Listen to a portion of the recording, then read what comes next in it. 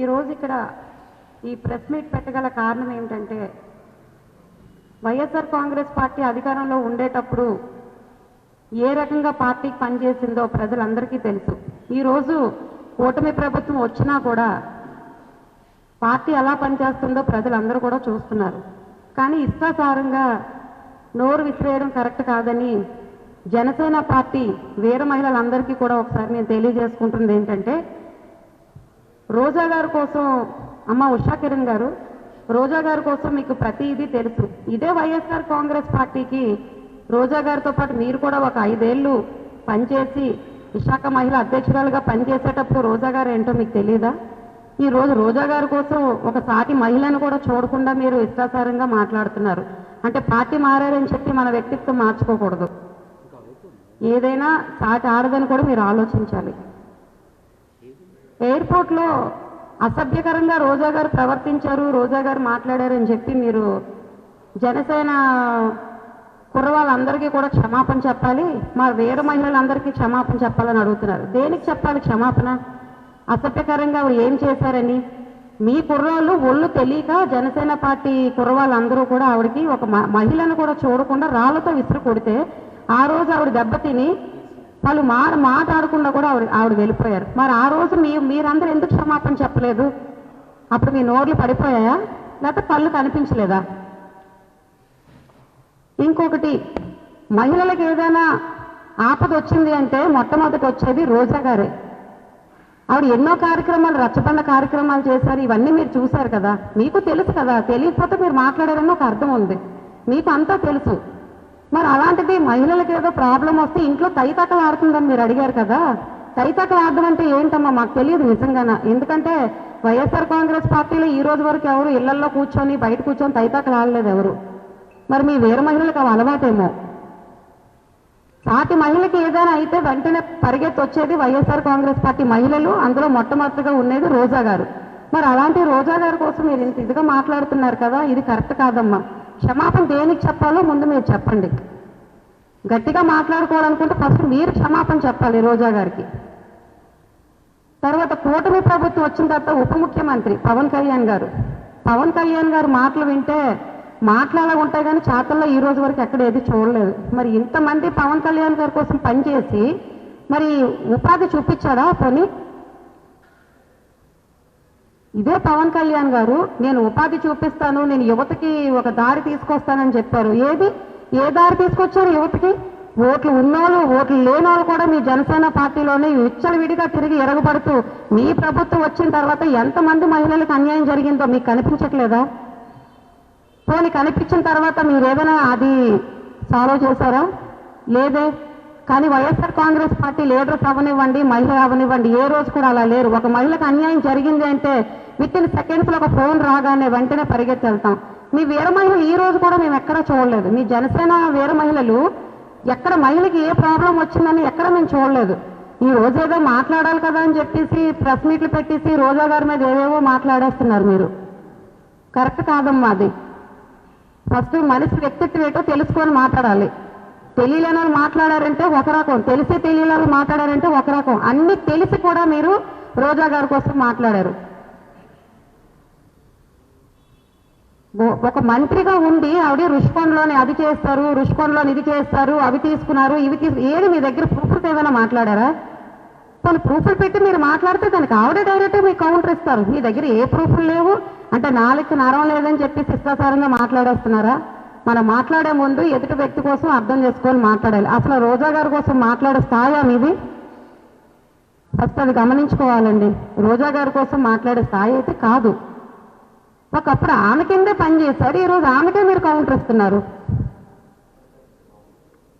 మీరు వీర మహిళలు అయితే అవ్వచ్చు, మీ జన సైనికులు పెద్ద హీరోలు అయితే అవ్వచ్చు, కానీ అందరి మీద చూపిస్తారంటే మట్టుకు అదైతే ఊరుకునే ప్రసక్తే లేదు.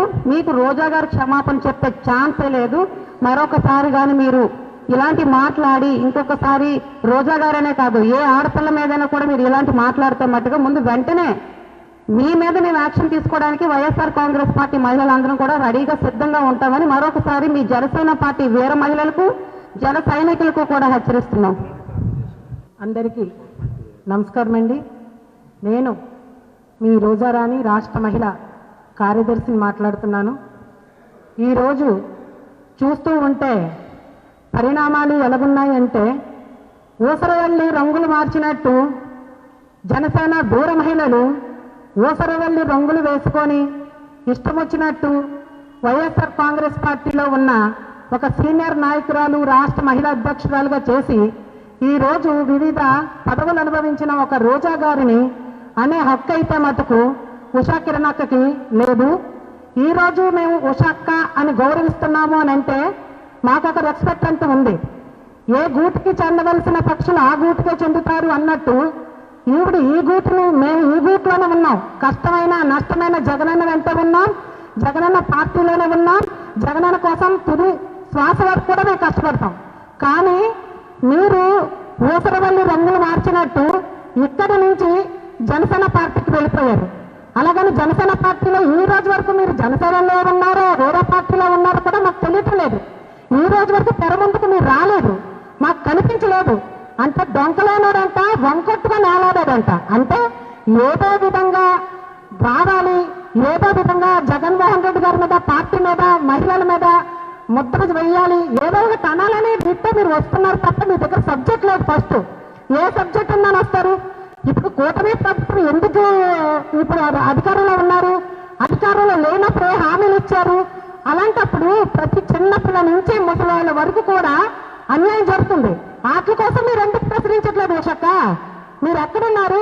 ఏమైపోయారు? గుండె గింజ అంట, దాని కింద మచ్చెట్టుకొని అంటే ఎర్రలు చెయ్యట్టు చూపిస్తుందంట. అట్లుంది నీ అవతారం. మీరు ఈ గూట్ నుంచే వెళ్ళారు కదా. రోజా గారు పై పక్కలు ఆడారు అంటున్నారు.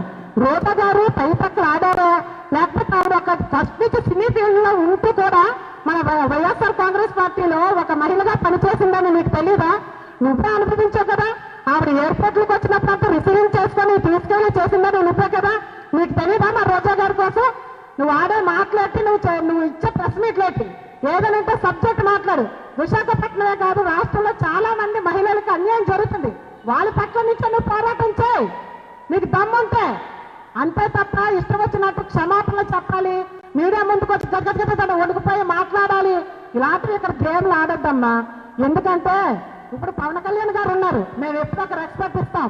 పవన్ కళ్యాణ్ గారు అని అంటే మాకు అన్న తమ్ముడితో సమానం, మేము ఎప్పుడు ఒక అన్నలాగా చూస్తాం. కానీ కాకపోతే ఆయన కూడా ఇప్పుడు ఉప మంత్రి అయిన తర్వాత ఆయన ఎక్కడున్నారో కూడా మాకు కనిపించట్లేదు. ఎక్కడ ఆడపిల్లకి అన్యాయం జరిగితే అక్కడ నేను ఉంటాను అన్నారు. ఎక్కడ సార్ మీరు ఎక్కడున్నారు సార్? ఏమనంటే భయపెట్టే మాటలు. ఆ రోజు ఎయిర్పోర్ట్ లోని కుర్రోళ్ళందరూ కలిపి ఆవిడ మీద హెల్మెట్లు రాళ్ళు అన్ని ఇసిరితే ఆవిడ రియాక్ట్ అయ్యింది. ఒక ఆడపిల్లను పట్టుకొని ఆ రోజు అలాగా టార్గెట్ చేయడం ఎంతవరకు కరెక్ట్? ఈ రోజు మేము ప్రశ్నిస్తాం. మీరు ప్రెస్ మీట్లు పెట్టి మాట్లాడాలి అనుకుంటే చాలా సబ్జెక్టులు ఉన్నాయి. ఇప్పుడు అనకూడదు కానీ కూటమి ఎన్నో వాగ్దానాలు ఇచ్చింది, ఎన్నో అధికారంలోని లేనప్పుడు ఎన్నో మనకు హామీలు ఇచ్చారు. హామీలన్నీ ఎక్కడికి వెళ్ళిపోయి సార్? హామీలన్నీ ఏది ఒకటి కూడా నెరవేర్చలేదు. అవన్నీ వదిలేసి రోజా గారికి క్షమాపణ చెప్పాలి, జగన్మోహన్ రెడ్డి గారికి క్షమాపణ చెప్పాలి, జగన్మోహన్ రెడ్డి గారు తాడేపల్లి పిల్లలకు లోన్ ఉంటారు. ఇవన్నీ ఎందుకు సార్? వేస్ట్. మీరు ఏమైనా తిరుగుతున్నారా? జనాలకి ఎక్కడ అన్యాయం అక్కడ ఉంటున్నారా? నోరు అన్ని అదుపులో పెట్టుకొని మాట్లాడితే బాగుంటుంది. మేము ఈ రోజు కూడా మేము ఎవరిని ఏమి అనం. మాకు కూడా జగన్మోహన్ రెడ్డి గారు ఒక నీట్గా ఒక మాట్లాడే విధంగానే ఏదైనా సరే జాగ్రత్తగా మాట్లాడమని చెప్పారు. మేము జాగ్రత్తగానే మేము మాట్లాడుతున్నాం. కానీ మీరు అదుపు తప్పుతున్నారు. మరి మీ అధినాయకులు చెప్పారా లేకపోతే మీ జనసేన నాయకులు చెప్పారా మాకైతే తెలియదు. కానీ ఈ రోజు మీరు చెయ్యాలి అంటే బోల్డ్ సబ్జెక్టులు ఉన్నాయి. బోల్డ్. పేదవాళ్ళకి ఇల్లు లేవు. ఈ రోజు పేదవాళ్ళు నది రోడ్డు మీద ఉన్నారు. మీది వచ్చి 2 సంవత్సరాలు పరిపాలన అయిపోతుంది. ఏది ఎక్కడ ఏది కనిపించలేదు. మీరేమని ఇలాంటివి తీసుకొచ్చి రోజా గారికి క్షమాపణ చెప్పాలి. రోజా గారు వెనకట్లే కదమ్మా నువ్వు భజన చేసుకొని ఇలా తిరిగావు. రోజా గారు వెనకట్ల లాగలాగలాగలా భజన చేసుకొని తిరిగావు కదమ్మా. ఆ రోజులు ఏమైపోయి నీకు తెలీదు. నీ జనసేన పార్టీలోనే నీకు అసలు ఒక విలువ అనేది లేదు. ఈ రోజు నువ్వు జనసేన పార్టీలో జీరో. ఈ రోజు తెర ముందుకు ఏ రోజు కూడా నువ్వు రాలేదు.